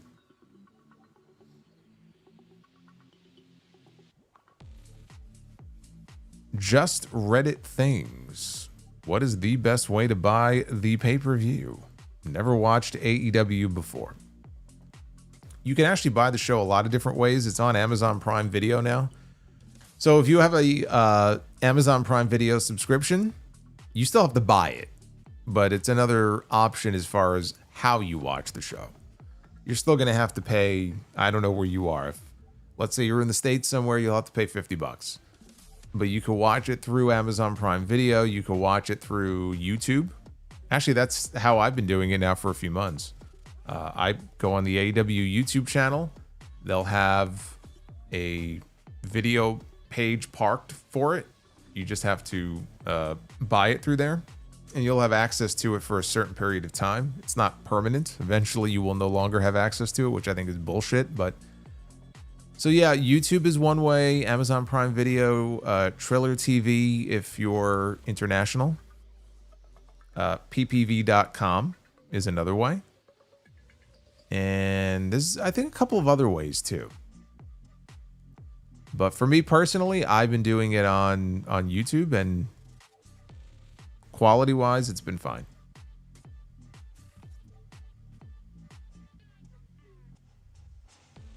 And Base Beerus says, what's the craziest thing you've seen on the subway? I wish I could tell you Subway Mania, but I've never been on the subway when Subway Mania broke out. I've never been that fortunate. Craziest thing I've seen on a subway. Somebody fell asleep on the train once, and a rat or a mouse, it had to be a rat, or the biggest fucking mouse I've ever seen in my life was on the car with us, which I did not realize. So then I saw it and I freaked, but it went up the guy's leg. Again, he's just like laid out sleeping. It went up the guy's leg and up his chest and onto his shoulder. And he woke up. I don't think he realized what had happened, but like he probably heard the shrieks from the women on the train. And then he woke up, but I don't think he actually, he didn't freak out or anything, because once he kind of was awake, it wasn't around him anymore, but I saw it. Freaked me the fuck out.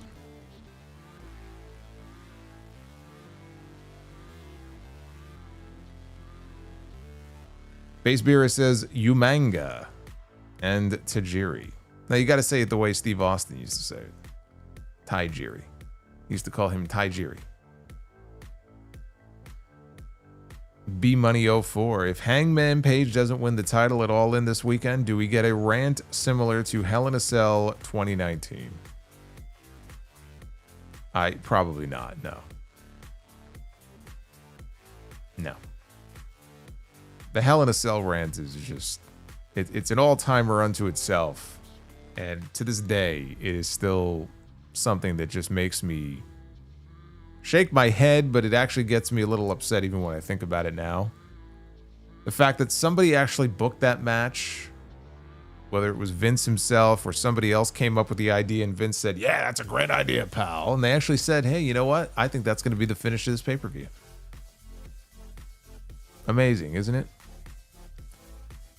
But like in this case, and by the way, that was an ending that I did not see coming, because I just never imagined they would come up with something that horrendous. Here, though, there's a very distinct possibility. Like, I go into this knowing and acknowledging that Jon Moxley may well walk out of this fucking show as the AEW World Champion if they are setting up for a Darby Allin win at a later date. I already know that the possibility exists. So I wouldn't say it would be Hell in a Cell type of rant, but I would not be happy. Let's put it that way.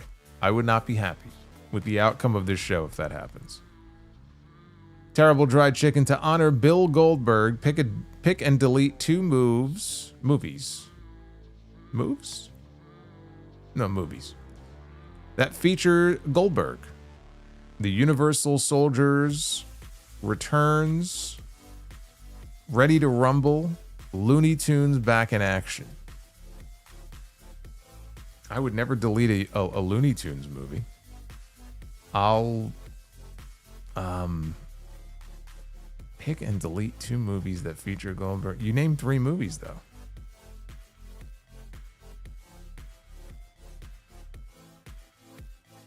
All right, pick 1, delete 2 is what he's saying. Pick Looney Tunes, delete the other 2. You didn't mention Santa Slay as well. He was in Santa Slay. And Food Hive, going to All In, do I have to buy pay-per-view to rewatch? If you're going to All In, do you have to buy it? Of course you have to buy it. What do you think? You're special? You'll pay for your ticket, and then you'll come home and pay for the pay-per-view. That's how it works.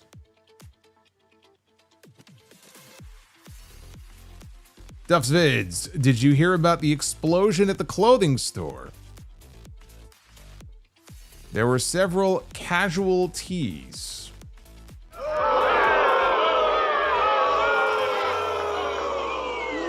You suck. Casualties.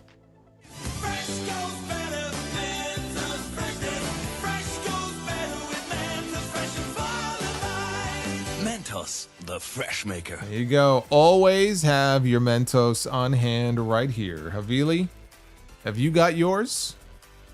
You better have yours, because I got mine right here. Mint. See? Mint. Havili, the $32 Mentos, the fresh maker super chat. Yes, it was during COVID. If you do me a favor, I try to ask a question about who is in the all-time Atlanta Brave team. I try to ask it through Super Chat, but YouTube wouldn't let me, so if you can ask him on Wednesday in TNT. What is your favorite band? You'll have to remind me next week, though. TNT's on Tuesday, not Wednesday. Although maybe where you are, it's on Wednesday, because you're in Australia. But you'll have to remind me next week, because I guarantee you I'll forget. I wonder why it didn't go through, though. If you're having issues with JD's channel. But as far as favorites band, I gotta go. I'm a Hall & Oates guy, man. I just have a soft spot for Hall & Oates and their songs.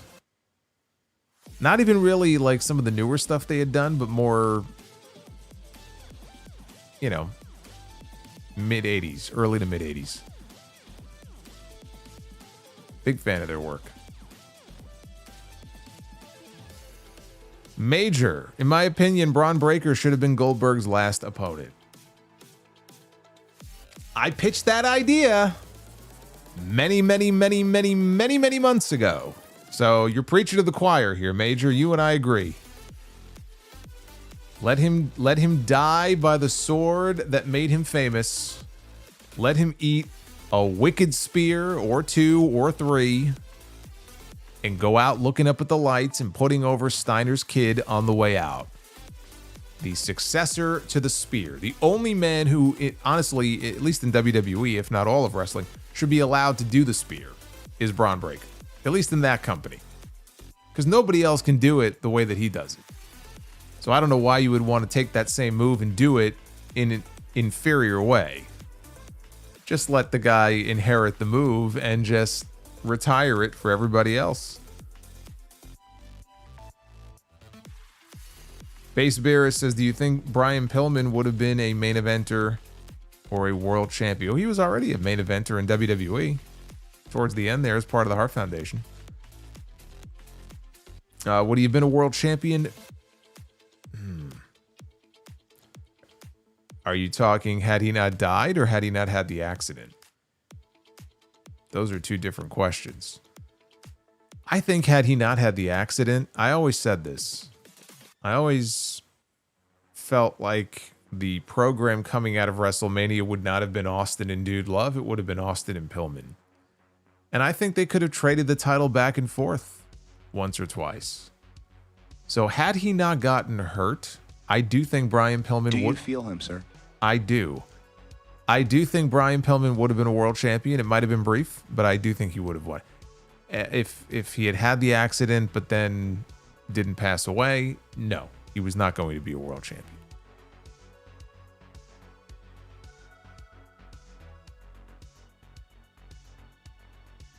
Joseph Brooks, cherish, keep, borrow, sell. These Brock Lesnar matches with someone smaller than him. AJ Styles, Daniel Bryan, Finn Balor, and CM Punk. CM Punk, I am cherishing their SummerSlam match. I'm going to keep the AJ Styles match. It's tough. It's so tough though between AJ and Bryan. I think I may keep the AJ match, borrow the Bryan match, and I'm selling on the Finn Balor match at the Royal Rumble. Number 1, Homo Sapien says, did you hear about the sensitive burglar? He takes things personally.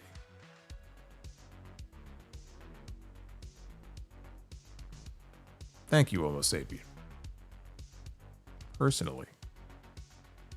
Duff's Vid, someone asked me to name 2 structures that hold water. I was like, well, damn.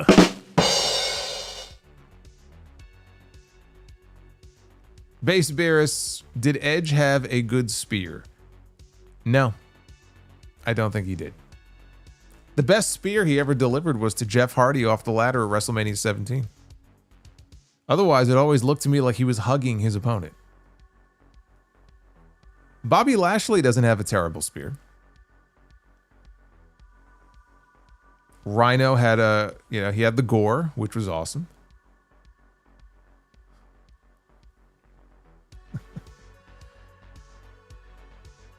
Basic Solonomics.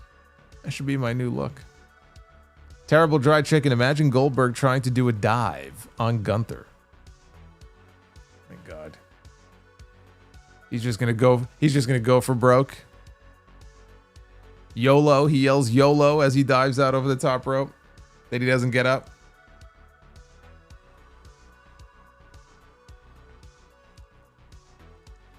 Can you imagine? Goldberg yelling YOLO and trying to do a dive out over the top rope. Gunther's not expecting it, and he just watches as he splats on the ground. Bret Hart starts cracking up laughing, sitting on his lazy boy at home. Oh, man. Thank you guys for the super chats. We are at 435 likes. So for the first time in 2 weeks here on a Wednesday night, that means that we are going to be the Booker. Ladies and gentlemen, it is now time to be the Booker. Oh, yes, indeed. That's exactly what we're going to be doing. It is time. It is time. It is time. For the final time. At least until Saturday, because remember, there's no Friday stream, no SmackDown review this week. I will not be here. So at least until the weekend, this will be our last Be the Booker. Let's try to make it a good one.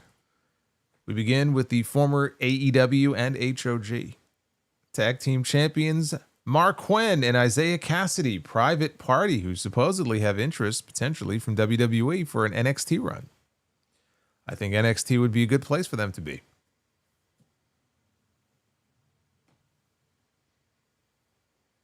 Private Party against Sting and Darby Allin. Whoops. There we go. Father and son. I have a feeling we're going to be seeing the two of them at the end of that pay-per-view on Saturday. Look at this. Sting looks like a disappointed dad in this photo. Darby just told him like another stupid stunt that he just did. Almost killed himself. Sting is just looking at him like, what am I going to do with you?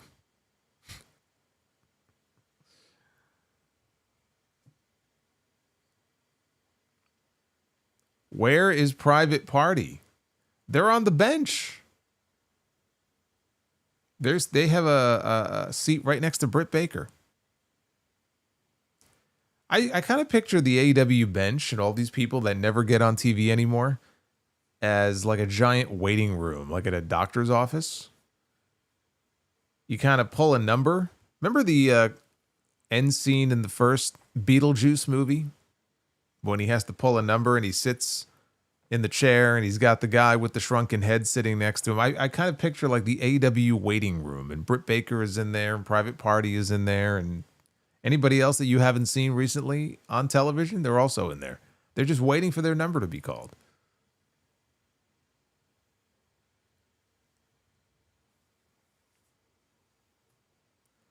Nia Jax, here in Women's Be the Booker, is one half of our women's match. Nia Jax will be taking on Trish Stratus. That could have been an Evolution match. Trish Stratus is wrestling for the WWE Women's Championship this weekend. What do you think about Trish and Nia? Give it the bell, because Nia has had some really good TV matches over the past year. Trish, the last match that Trish had was the best match of her career. I don't care what anybody says. It was. It could potentially be good. Not great, but it could potentially be good.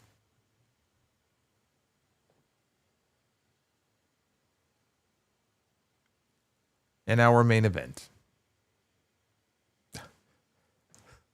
Groovy Goose. Groovy Goose says, hole on a pole match. My hole. Hole on a pole, huh? How did we go from Hell in a Cell to hole on a pole? Ravishing Rick Rude. I'll bet he got into his fair share of holes over the years. Look at this guy. He had the ladies melting every time he would come down to the ring and takes off his robe. Ravishing Rick Rude.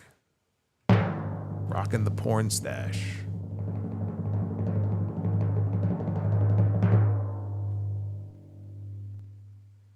Against Hulk Hogan.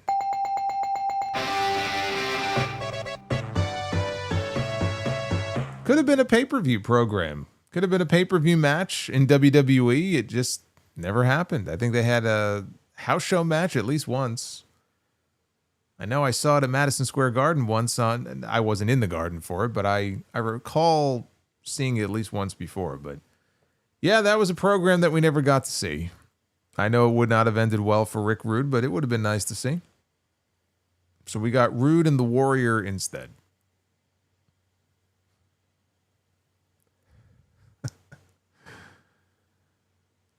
Rude said, maybe I can go over tonight. And Hogan said, that don't work for me, brother. We all know how that match went. And then Vince McMahon came in and said, no, you know what, Hulk? I think we are actually going to put Rude over in this match. I think you're going to go down to the Rude Awakening as the finish. And so Hogan took his finishing move, and then he said, Oh, you got me, brother. And poor Rick Rude had massive heat after that for hurting Hulk Hogan. Anyway, it was a match we never got to see. It's too bad, but that's how it is. But we got a clean sweep. That's the outcome we always shoot for here in Be the Booker. We always shoot for a clean sweep.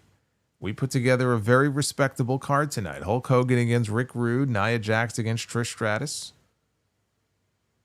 The tag team match, which I have already forgotten.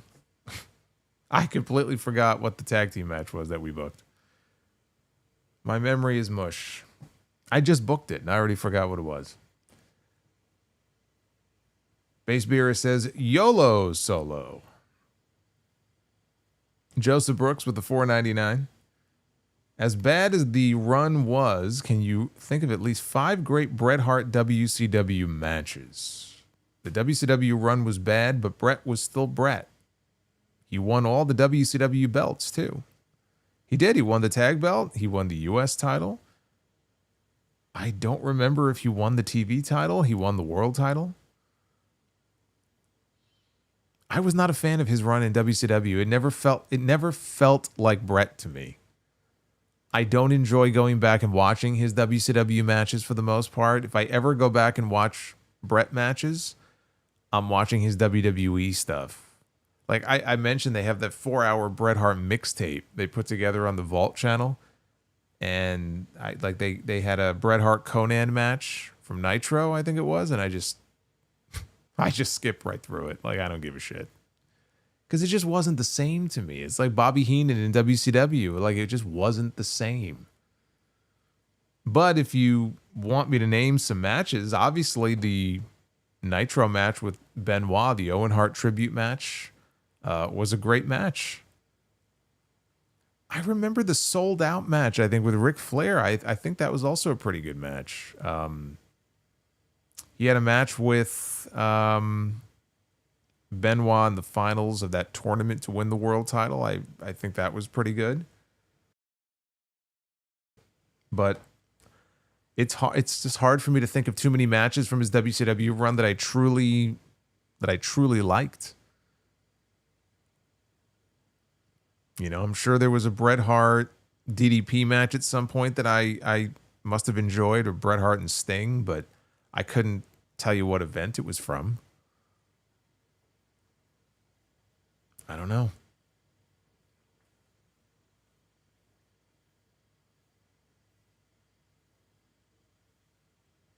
Terrible Dry Chicken. Rick Rude against Hulk Hogan. Winner gets to the Playboy Mansion. Base Beerus, can we get a Repo Man with the voice modulator?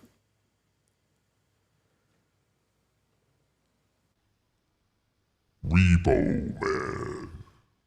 And hit the music. Repo Man. What's not to love about Repo Man? Come on. Major. JBL's reign was underrated. He made Eddie bigger. Actually, Eddie made JBL is what really happened there. I think JBL would be the first person to tell you that too.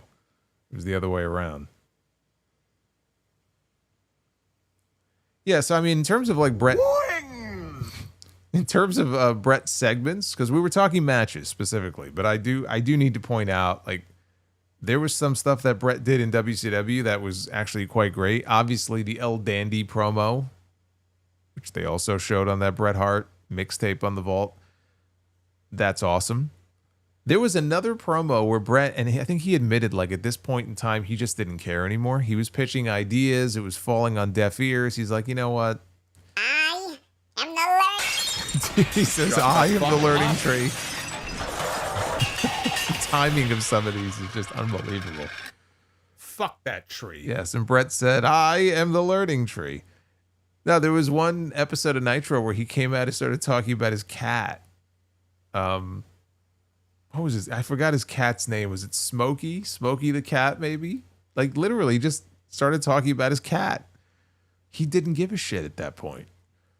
But now I'm sorry that we never had Bret Hart coming down to the ring with his cat. That would have been fantastic.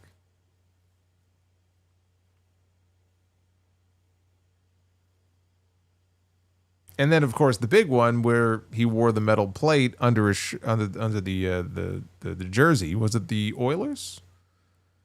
Maple Leafs. I think it was the Maple Leafs jersey. And Goldberg came down, speared him, and knocked himself out. And then he revealed that he was wearing the metal plate, chest plate. That's like peak Bret in WCW. Is that moment? So there was some good stuff that he did, but in terms of matches, nothing that could hold a candle to his work in WWE.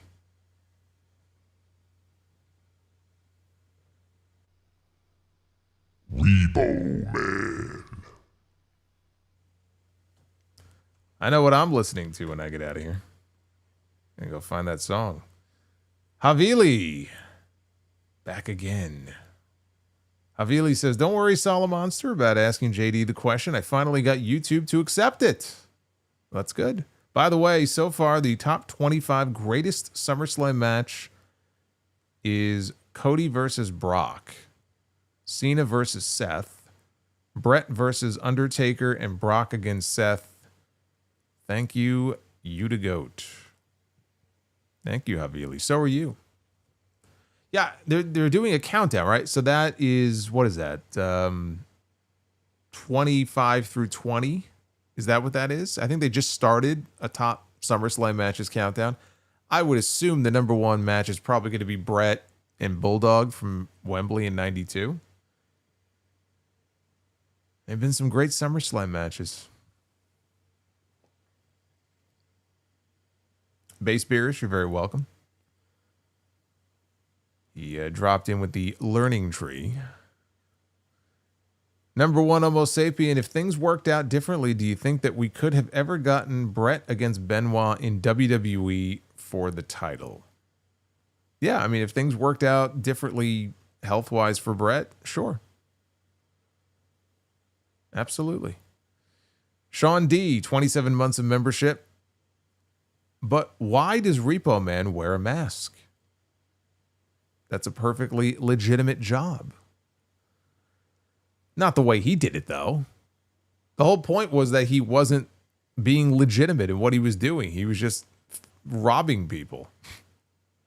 They were one day late on their payment. He's breaking into their homes and stealing their shit. He could have been arrested. So he had to disguise himself by wearing a Zorro mask.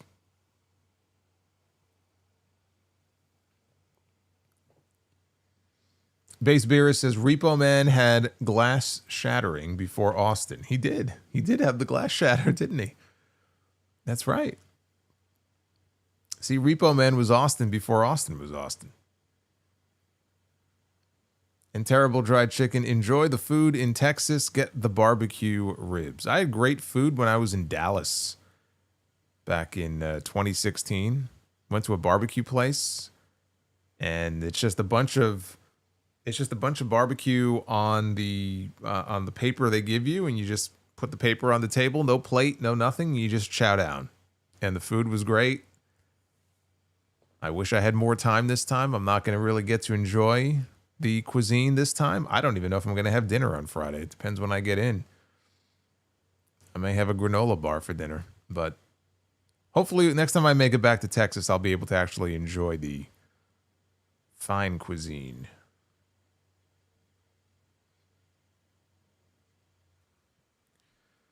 Bret Hart would do it. Would do what? What would he do?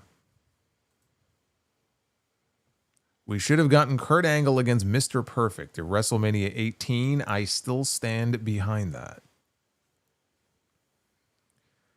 It would have been nice to see him have a cool singles match like that on that card. Instead, we got Kurt Angle against Kane, which was not as good as what Kurt Angle and Mr. Perfect would have been. Kurt Angle and Kane actually had a really good U.S. title match on SmackDown that year. Not as good as their WrestleMania match was not as good as that U.S. title match.